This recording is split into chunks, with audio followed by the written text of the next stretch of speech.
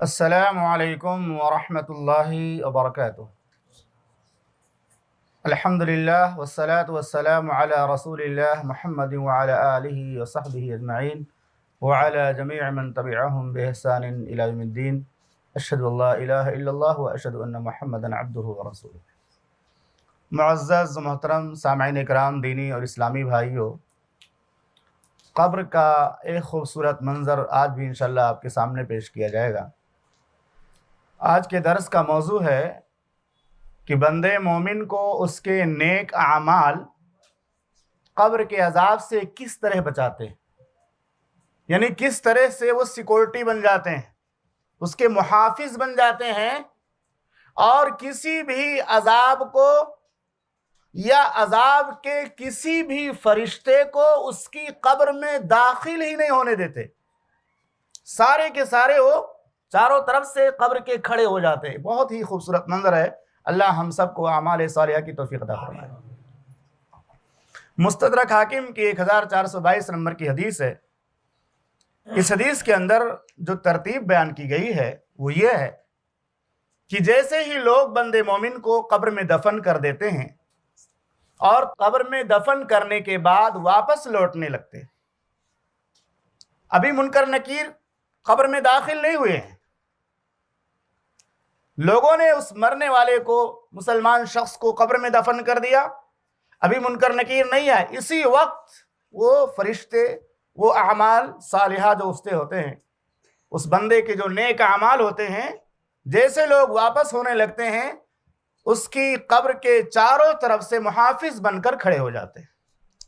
کیونکہ یہی موقع ہوتا ہے، آدمی اکیلا ہو گیا، سارے لوگ دفن کر کے چلے گئے، چلو اب اس کو عذاب دو، اس کی زندگی عذاب سے دوبھر کر دو، تو وہ عذاب کا جو سلسلہ اور عذاب کے جو فرشتے ہوتے ہیں اس ٹائم وہ داخل ہونا چاہتے ہیں، جب لوگ اس کو چھوڑ کر چلے جانے لگتے ہیں یا اس کو دفن کر کے واپس ہونے لگتے ہیں اور بھی منکر نکیر نہیں آئے۔ اس حدیث سے ایسا اندازہ ہوتا ہے کہ یہی موقع ہوتا ہے کہ لوگ واپس ہو رہے ہیں اور اس کے بعد چاروں طرف سے وہ جو ہے عذاب اس کے اندر داخل ہونا چاہتا ہے۔ اللہ کے نبی صلی اللہ علیہ وسلم نے فرمایا ان المیت لیسمع خفق نعالہم اذا ولوا مدبرین۔ جب لوگ مرنے والے کو اس کی قبر میں دفن کر دیتے ہیں اور دفن کرنے کے بعد واپس ہونے لگتے ہیں، لوٹنے لگتے ہیں، تو یہ مرنے والا لوگوں کے جوتے چپل کی آواز کو سنتا اور محسوس کرتا اب اکیلا ہو گیا، اب سارے لوگ چھوڑ کر جا رہے ہیں۔ اس کے بعد فَإِن كَانَ مُؤْمِنًا كَانَتِ الصَّلَاةُ عِنْدَ رَاسِهِ، اسی موقع پر اس کی اعمال صالحہ چاروں طرف سے سیکورٹی بن کر کھڑے ہو جاتے ہیں تاکہ کوئی عذاب اس کی قبر میں نہ داخل ہو سکے۔ اللہ کے نبی صلی اللہ علیہ وسلم نے فرمایا فَإِن كَانَ مُؤْمِنًا كَانَتِ الصَّلَاةُ عِنْدَ رَاسِهِ، بندے مومن کو اگر قبر میں دفن کر دیا جاتا ہے اور لوگ لوٹنے لگتے ہیں دفن کر کے، تو اس کے بعد فوراً نماز اس کے سرہانے قبر کے اوپر کھڑی ہو جاتی ہے، سر کے پاس۔ وَكَانَ الصَّوْمُ عِنْدَ يَمِينِهِ، اور روزہ اس کے داہنی جانب کھڑا ہو جاتا ہے، روزہ، نماز سرہانے اور روزہ اس کے دائیں جانب۔ وَكَانَتِ الزَّكَاةُ عَنْ يَسَارِهِ، اور زکوٰۃ اس کے بائیں جانب۔ ترتیب دیکھیے، نماز سرہانے، روزہ دائیں جانب اور زکوٰۃ بائیں جانب۔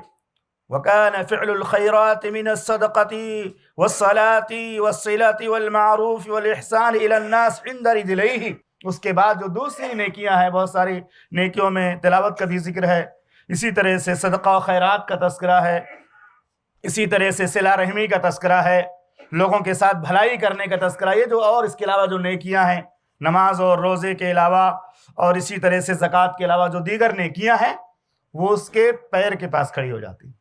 سیکورٹی دیکھ رہے ہیں، نماز سرہانے کھڑی ہو جاتی ہے، روزہ جو ہے دائیں جانب کھڑا ہو جاتا ہے، اور زکوٰۃ بائیں جانب کھڑی ہو جاتی ہے، اور دیگر جو نیک اعمال ہیں وہ پیر کے پاس۔ سیکورٹی ہو گئی کہ نہیں؟ سرہانے بھی سیکورٹی ہے، دائیں طرف بھی سیکورٹی ہے، بائیں طرف بھی سیکورٹی ہے، پیر کی طرف بھی سیکورٹی ہے۔ اس کے بعد کہتے ہیں فَيُؤْتَى مِن قِبَلِ رَاسِهِ، اور اس کے بعد عذاب یا عذاب کے فرشتے سب سے پہلے سرہانے آتے ہیں، اس کے سر کے پاس گھسنا چاہتے ہیں قبر کے اندر، فتقول الصلاة ما قبلی مدخل، تو نماز کہتی ہے میں اپنے سائڈ سے تو داخل نہیں ہونے دوں گی. اللہ اکبر، سیکورٹی بن جاتی نماز. ما قبلی مدخل، یہاں سے داخل ہونے کا راستہ ہی نہیں ہے، میں داخل ہونے ہی نہیں دوں گی ادھر سے. اس کے بعد وَيُؤْتَ عَنْ يَمِينِهِ، اور عذاب لایا جاتا ہے یا عذاب داخل ہونا چاہتا ہے اس کے دائنے سائڈ سے. فَيَقُولُ الصَّوْمُ مَا قِبَلِ مَدْخَلْ، روزہ کہتا ہے، اس کا نفلی اور فرض جو بھی روزہ وہ رکھا ہوتا ہے، روزہ کہتا ہے میرے سائڈ سے بھی تم داخل نہیں ہو سکتے. وَيُؤْتَ عَنْ يَسَارِهِ، پھر عذاب اس کے بائیں سائڈ سے داخل ہونا چاہتا ہے، بائیں طرف سے داخل ہونا چاہتا ہے. فَتَقُولُ الزَّكَاةُ مَا قِبَلِ مَدْخَلْ، زکوٰۃ کہتی ہے میں اپنے سائڈ سے بھی داخل نہیں ہونے دے گی، ادھر سے داخل ہونے کا کوئی راستہ نہیں، جاؤ یہاں سے، ادھر سے داخل ہونے کا راستہ نہیں ہے. وَيُؤْتَ مِنْ قِبْلِ رِجْلَيْهِ، پھر وہ عذاب جو ہوتا ہے نا اس کے پیر کے سائڈ سے گھسنا چاہتا، پیر کے پاس سے. فَيَقُولُ فِعْلُ الْخَيْرَاتِ مِنَ الصَّدَقَةِ وَالْمَعْرُوفِ وَالصِّلَةِ وَالْإِحْسَانِ إِلَى النَّاسِ، اس کے بعد جو دوسری نیکیاں ہیں، صلہ رحمی ہے، صدقہ ہے، خیرات ہے، اور لوگوں کے ساتھ حسن سلوک، یہ ساری نیکیاں پیر کے پاس کھڑی ہو جاتی ہیں. کہتے ادھر سے بھی داخلے کا راستہ نہیں ہے. اس کے بعد جو ہے اس حدیث کے اندر ترتیب میں ذکر کیا فَيُقَالُ لَهُ اُقْعُدْ فَيَقْعُدْ، اس کے بعد منکر نکیر آ جاتے ہیں. یہ منکر نکیر کے آنے سے پہلے کا منظر اس حدیث کے اندر بیان کیا گیا ہے. اور یہ اعمال صالحہ کب تک رہتے ہیں یہ بھی میں آپ کو بتا دوں. لوگ دفن کر کے چلے گئے، اعمال صالحہ سیکورٹی بن کے کھڑے ہو گئے، اس وقت سے لے کر جب لوگ اس کو چھوڑ کر جاتے ہیں، اس وقت سے لے کر یہ ہماری نیکیاں، یہ ہماری نماز، یہ ہماری جو ہے روزے، یہ ہماری زکوٰۃ اور دیگر نیک اعمال اس وقت کھڑے ہوتے ہیں جب لوگ چھوڑ کر جاتے ہیں قبر میں اکیلا.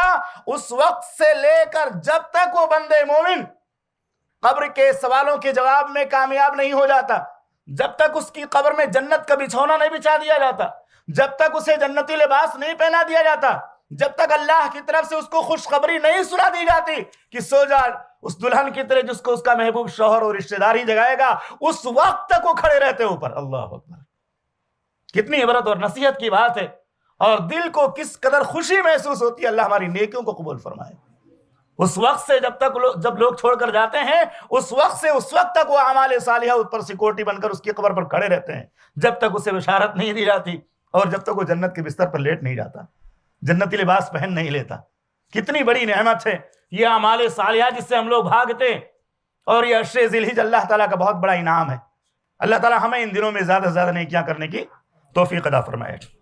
پہلی بات اس حدیث سے معلوم ہوئی کہ اعمال صالحہ مرنے کے بعد عذاب قبر سے بچانے کے لیے سیکورٹی اور ڈھال بن جاتے ہیں.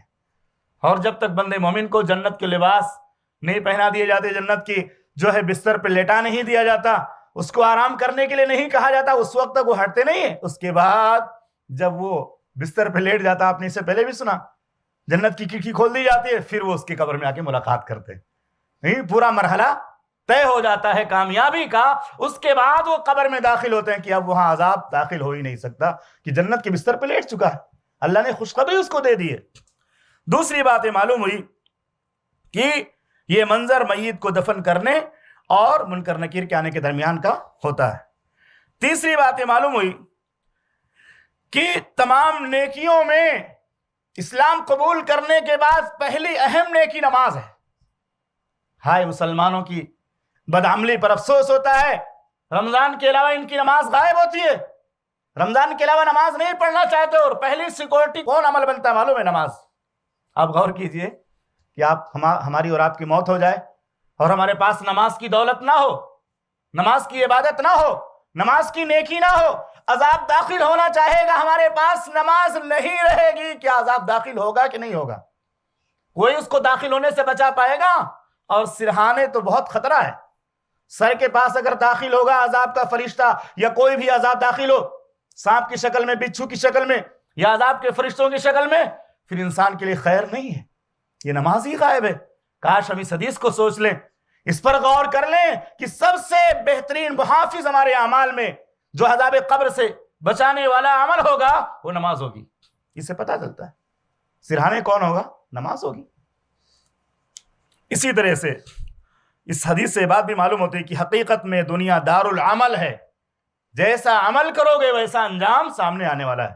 آنکھ بند ہونے کے بعد موت کا فرشتہ سامنے آنے کے بعد حقیقت کھل جائے گی. اللہ تعالی ہم سب کو یقین عطا فرمائے. دنیا دارالعمل ہے اور آخرت دارالجزا ہے. آخری بات یہ کہ جب دنیا کی بنیادی ضرورت روٹی کپڑا اور مکان کے لیے ہمیں سخت سے سخت اور مسلسل جد و جہد کی ضرورت کرنی پڑتی ہے تو یہ دنیا کے بعد جو جنت ہے وہ کتنی قیمتی ہے. دنیا کے مقابلے میں جنت اللہ رب العالمین کی کتنی قیمتی ہے، اس کی قیمت کا ہم اندازہ نہیں لگا سکتے. اسی لیے محمد رسول اللہ صلی اللہ علیہ وسلم نے فرمایا الا ان سلعۃ اللہ غالیہ وان سلعۃ اللہ الجنہ. ترمذی کی روایت ہے، صحیح روایت، علامہ البانی نے صحیح قرار دیا رحمہ اللہ نے کہ آگاہ ہو جاؤ اللہ رب العالمین کا سامان یا اللہ کی جنت بہت مہنگی ہے. اللہ کی جنت اتنی سستی نہیں ہے کہ کچھ بھی کرتے رہو جیسے چاہو زندگی گزارو جنت مل جائے گی. اسی لیے اللہ نے فرمایا نا فمن زحزح عن النار وادخل الجنۃ فقد فاز.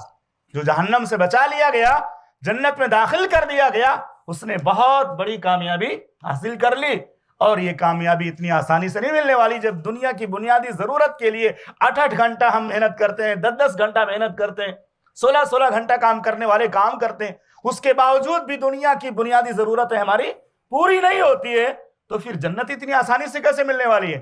اللہ سے دعا ہے کہ رب العالمین ہمیں آخرت کی اہمیت کو سمجھنے اور اس کی بھرپور تیاری کرنے کی توفیق عطا فرما اور ایمان کے ساتھ موت نصیب فرما. آمین. صلی اللہ علیہ نبی الکریم. السلام علیکم. ایسے ہی فائدے مند اسلامک ویڈیوز دیکھنے اور منہج سلف پر کتاب و سنت کی تعلیمات کو عام کرنے میں ہمارا تعاون کریں تاکہ آپ کے لیے ذریعہ نجات، جنت کے حصول کا سبب، ساتھ ہی مال میں برکت و اضافے کا ذریعہ بھی بنے.